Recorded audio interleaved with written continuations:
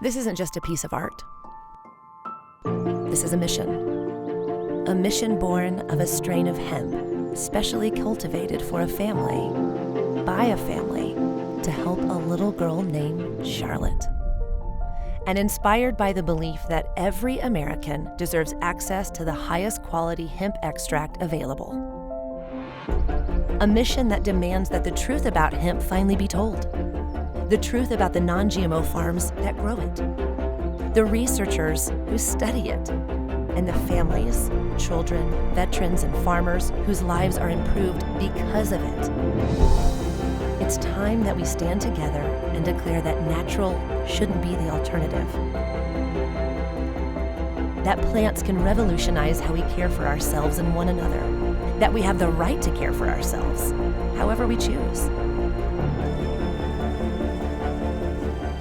Join us. Together, we can ensure that Mother Nature wins.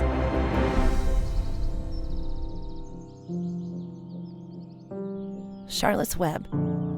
Trust the Earth. Learn more at trusttheearth.com.